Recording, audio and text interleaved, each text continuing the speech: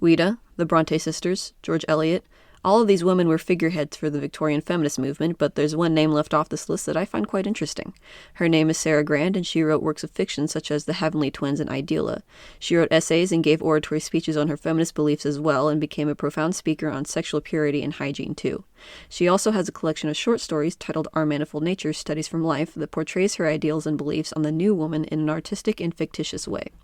This video essay will be dedicated to discussing the presentation of Sarah Grand's ideas through her writing in the first two stories of Our Manifold Nature, which are titled Eugenia and the Yellow Leaf. If at any time you would like to read more about Sarah Grand's life and how her life appears in her writing, I have written an essay on this topic which will be available to you in the description of this video. So with that, let's go ahead and get started. In the story titled Eugenia, we open on our narrator attending a sort of party in which she observes that many of the people there only attend for carnal and fleshly desires, noting that the laughter was noisy and incessant, but mirthless, and although there was plenty of excitement in the assembly, there was obviously little, if any, genuine pleasure, and as to happiness, I could detect no line, even the youngest face, to indicate it. Here, our narrator encounters Brinkhampton, a childhood friend that begins to pursue our narrator with marriage in mind. Our narrator promptly declines, and a few chapters later, she finds herself staying at a country estate belonging to an unmarried and advanced woman named Eugenia. Brinkhampton is also there, attending to the estate as the resident shooter, keeping rabbits and other critters at bay. Throughout the story, Brinkhampton makes romantic advances toward Eugenia now, and with the intent to make her more societal. But, as he remarked to me afterwards, all this enhances the charm, don't you know? It's so fresh, and it will be fun to see how her views change as her mind is enlarged by intercourse with the world, and to hear what she thinks by and by of this rural retreat. But Eugenia proves to be selective in whom she chooses to marry. Enter Saxon, the man which Eugenia has taken a liking to. Saxon is a childhood friend of Eugenia's, much like how Brinkhampton is to our narrator, and Brinkhampton doesn't seem to like Saxon very much. Soon after Saxon's first appearance, our four main characters plus a coachman named Baldwin and an unnamed groom decide to do a horse drive down the coast, kind of like a race against a high tide after a picnic. During this picnic, Eugenia tells a story about her ancestors. After her greatest great-grandmother supposedly drowned a man she was set to marry, a priest set a curse on her and her descendants. A celibate priest naturally did not understand woman. He thought property and power would be a bane to us, so he condemned one of us to inherit the estates always until such a time as we should discover how to remove the curse. After this ghost story and some tea, the weather picks up and our party of 6 decides to drive the horses back along the coast. Eugenia, much to Brinkhampton's surprise, takes the lead on the drive alongside him, and it's because of her skill that they're able to get out of the rising tide in bad weather and back into the estate in time. The next day, it's revealed that Brinkhampton has officially asked for Eugenia's hand in marriage, and she promptly rejected him. Interestingly enough, though, a couple pages later, Eugenia proposes to Saxon, to which Brinkhampton has a primitive response. "Good Lord," Brinkhampton ejaculated, quite forgetting himself. "If this is your modern maiden, then give me a good old-fashioned womanly woman who knows nothing and cares less, so long as you put her in a good position and give her lots of money." Years later, after Eugenia has given birth to a bouncing baby boy, she and our narrator have this final interaction. "You are thinking about the curse," she said. "I have thought a great deal about it myself since this young gentleman arrived, and I believe I see the mistake we women have all made in the choice of our husbands. It is a universal mistake. We admired more animal courage in a man, which is only one form of courage, instead of requiring moral courage, which includes every other kind, until I came. But I chose my husband for his moral qualities." "Then perhaps you have—" "I am sure I have," she concluded. "I have removed the curse unawares." Now on to our second story, titled The Yellow Leaf. Again, our narrator is nameless, perhaps to focus the story on the people within rather than the narrator. This time, our narrator is a younger girl gone to stay with a relative of hers known as Lady Marsh. On the train ride to her estate, our narrator meets a girl her age named Adalessa, who calls Lady Marsh her aunt. Adalessa is also going to stay with Lady Marsh, so our narrator and Adalessa become close companions on the way to Lady Marsh's estate. Once the two arrive at the estate, they're greeted with Lady Marsh, an old lady who quite disapproves of Adalessa's new ideas. One of their first interactions that we see is as follows. "But, you see, dear, men say such things," she replied in her gentle way. "Ah, men," Adalessa drawled. "You see, I haven't made up my mind to like men yet. A man, perhaps, eventually, but men, too conceited, you know." Later, we meet Evangeline, Lady Marsh's daughter. She's exactly the type of girl that Lady Marsh finds delight in. She thinks just the same way Marsh does and does not question things the way Adalessa does. We also are introduced to Uncle Henry, who indulges Adalessa and our narrator in high-level conversations such as this one. "There's a great deal of cant rife just now on the subject of women and their education," he observed, most of which, being summed up, amounts to a firm conviction that a half-educated girl, a creature who has learnt to live for the pleasure of the moment, to love for the joy of loving, and to marry in order to secure as many of the good things of this world as she can, is in every way a suitable and congenial companion for an educated man, and an admirable specimen of the woman sphere's home woman. A toy, that's what the creature is, an unreasonable and illogical toy, neither reason nor logic having entered into the curriculum of that kind of womanly woman, it having been supposed that a large establishment is most admirably managed by a mistress whose reasoning powers have never been cultivated, and a young family best brought up on the superstitious practices solemnly confided in mysterious whispers. Throughout the story, we see a sort of push and pull on our narrator due to being in the middle of Adolessa's new ideas and Evangeline's traditional conformity. Our narrator seems to lean more towards agreeing with Adolessa, though, as seen in a scene when our narrator visits Evangeline at night and disagrees with much of what she's saying about poetry and men and women's relationships. We also discover that Adolessa is secretly engaged to a boy named Percival, who we will meet during a sort of ball that the three girls will host and attend. At this ball, Percival unfortunately seems to take an interest in Evangeline instead due to her good looks and charm, and Adolessa takes this harshly as she feels that Percival does not appreciate her new ways of thinking. In part 2 of the story, we have a time skip to when the girls are middle-aged and married, once again visiting Lady Marsh. We find that our narrator is now an author, Adolessa is a duchess with a loving husband, and Evangeline is rather unhappily married to Percival. She also has 2 children, a girl and a boy, one of which she favors more. "Ah, this is my child, this is my darling," Evangeline cried, covering the girl with kisses. "You go away," she said to the other, "you're not my boy at all."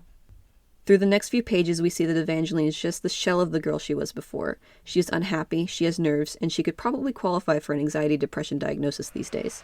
She also takes drops to lessen her nerves, but they don't help her that much. Her husband Percival should be returning from Brazil soon, though, but Evangeline does not seem excited by this. Evangeline has an idea, though, to have a ball much like the one that they had when they were girls. But our narrator notes that, despite Evangeline's efforts to look happy, I could see, however, that it was an anxious kind of excitement, more painful than pleasurable. The next morning, a shock runs through the whole house as they find Evangeline dead in her room, dressed in her ball gown from the night before, with extra makeup and diamonds and jewelry on. It's revealed that she overdosed on her drops, morphia, which she was taking to relieve pain. Now that we've discussed these stories, let's discuss the setting in which these stories were written. As you can imagine, Victorian women did not have much to their name. They could not vote, they could not own their own land. If they were inheritors of land, the land would automatically go to their husband once they were married. They did not have their own finances, and they did not have the greatest education. Their education essentially amounted to being taught how to be good mothers and good wives and good homemakers. Of course, education for girls and women was a lot more accessible than before, but like I said, they were pretty much just being prepared to be good wives. Interesting wives at that. Their schooling was very traditional in nature with lots of religious themes, and they were taught things such as geography, history, and foreign languages. One interesting aspect of their education was a subject called accomplishments. They were much like our electives that we have in high school, and they were very artistic in nature. The girls were taught things like sketching, dance, music, etc., and like I said, this was very much to promote being an interesting wife. Now, once women did become wives and mothers, there was a strange sort of shift that happened. Previously, in girlhood and pre-married life, women were expected to be pure and asexual in nature. Now, once they reach motherhood, they were supposed to be sexual, producing offspring, yet ladylike at the same time. Now, there was an out to this. Women could just fall ill on purpose to avoid getting married, or they could become nuns, but this wasn't very appealing to the vast majority of women in this time. And on top of that, divorce was only possible after 1867, and even then, it was extremely uncommon due to how difficult it was to get a divorce. All the man needed for divorce was evidence of adultery on behalf of the woman, but the woman, on the other hand, needed evidence of adultery and incest, bestiality, etc. on behalf of the man. Even then, the man and the woman couldn't get remarried after their divorce.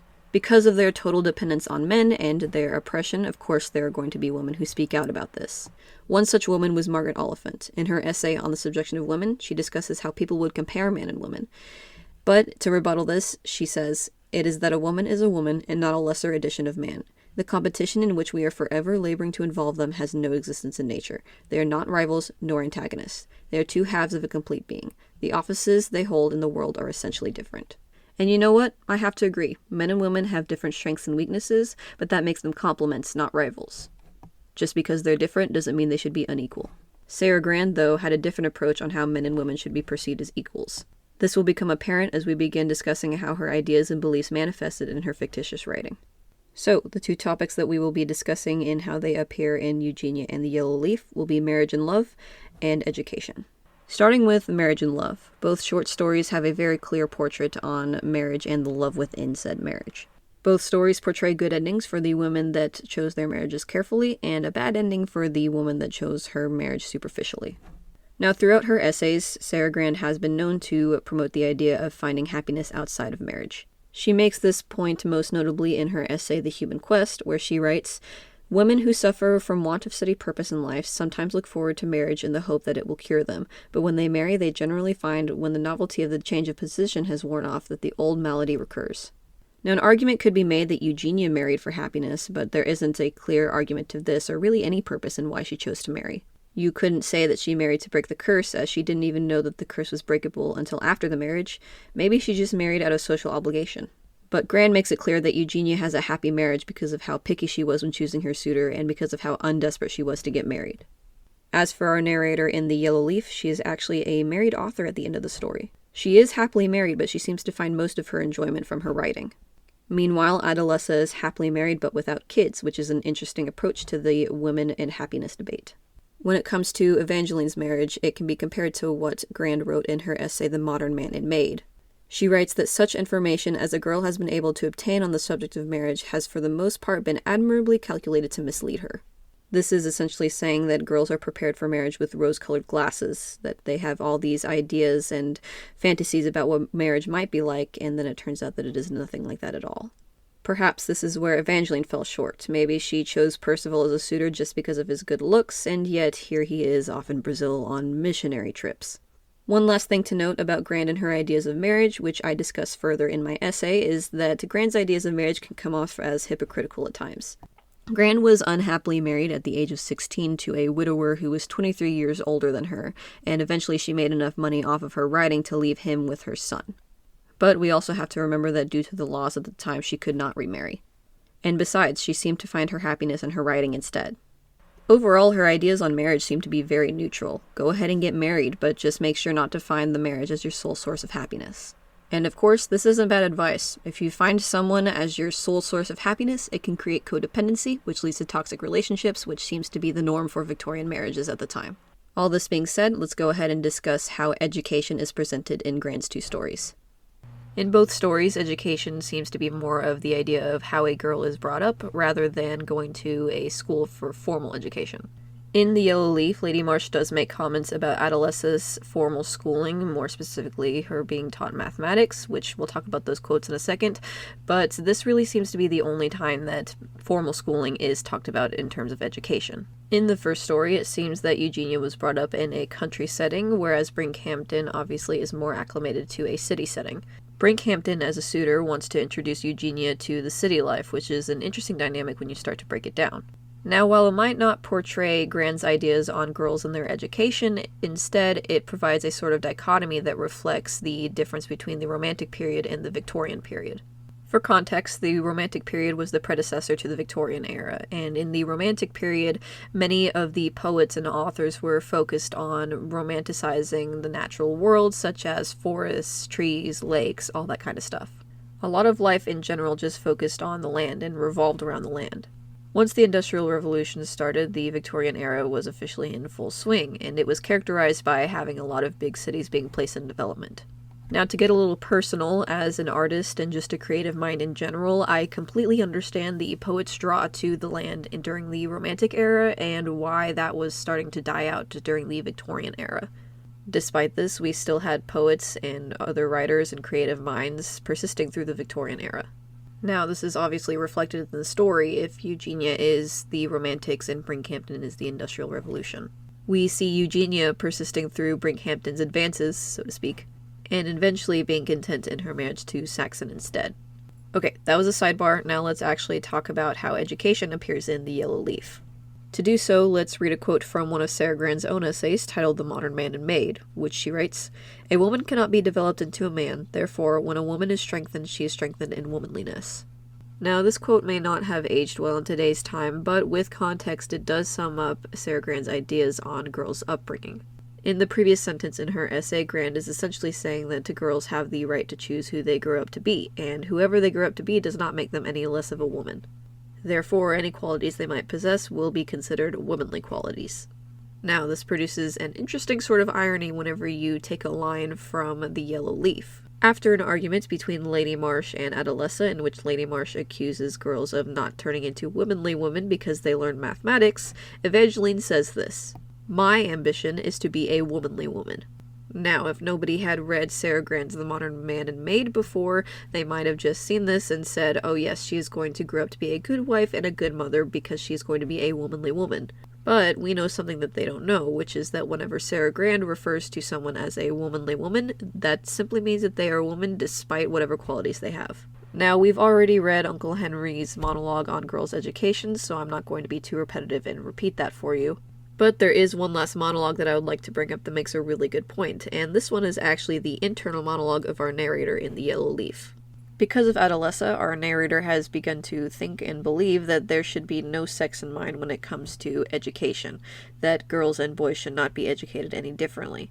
Then she says this: if a boy has a genius for cooking and a girl the faculty for medicine, he must be a very sorry educator who takes pains to pervert either of them from their natural bent, with the inevitable result that the girl become a bad cook and the boy an indifferent doctor. Now let's think about that. Sarah Grand had an idea that was so advanced for her time.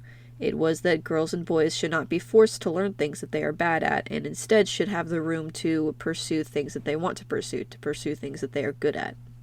And like I said previously, based off of what she said in The Modern Man and Maid, Sarah Grand does not think that this will make a woman any less of a woman just because she pursues medicine. One last thing on the topic of education to leave you with, and it's a quote that Sarah Grand wrote for Uncle Henry. Uncle Henry says that what we learn is but a small part of education. It is what we think of things, not what we know of them, our opinions, that affect our conduct. So clearly Sarah Grand had some interesting ideas, at least interesting at the time, on marriage, happiness, and education. So what did other people think of them? Well, there is one review from the Victorian era, a couple years after this book was released, to kind of give you an idea of how this novel was received. Now, I will be honest, I cannot really find a lot of detail on the source of this. All I know is that it came from the Saturday Review in 1894. I am not sure who wrote this review. I am not sure if it was a man or a woman, but it's here and it's the only one that I could find. And my gosh, is it a scathing review. Now, the scathing review itself is actually more focused on how Our Manifold Nature was written rather than the ideas presented within it, but regardless, it does kind of take a jab at these ideas. One quote from the review says that The Yellow Leaf and Eugenia are neither more nor less than tracts put forth in the cause of emancipating women. I mean, yeah, she was really on the nose about her ideas in both of these stories, so it's not surprising that this is the review that it got, that it seems that there's no purpose to these stories rather than to push forward the feminist agenda, so to speak. After analyzing the stories and their messages a bit, the review writes, "But our concern is with art. Mrs. Grand's stories are not art at all." Now, do I agree with this review? Okay, coming from my personal experience as a creative mind and as a writer and as an artist in general, I can see where they're coming from when they say that what Grand wrote is not art. It is very clear that the purpose of these stories were to push her ideas because of how prominent they are in her writing. That said, it does take a creative mind to come up with stories to present these ideas. That said, I can't speak on the quality of her other fictitious works, as this is the only of her fictitious works that I have read. So with that in mind, I will say that Eugenia and the Yellow Leaf are a little bit too on the nose with Grand's ideas for my personal taste, but art is subjective, and that's why I do think that this should be considered a piece of art. And anyway, art has been used to push many ideas and agendas for a very long time. I mean, just think of all the propaganda we see on a daily basis. Now, was Grand effective in spreading her ideas using this method of fictitious writing? Maybe not for this piece, only because it wasn't very well received or widely read compared to some of her other works like The Heavenly Twins or Ideala, but regardless, for those who did read it, definitely understood what she was trying to say. Sometimes simple is better, sometimes people needed to be on the nose. Regardless, I think that fictitious writing is a very creative way to get your ideas and beliefs and other points across, and that's why I kind of enjoyed reading these stories.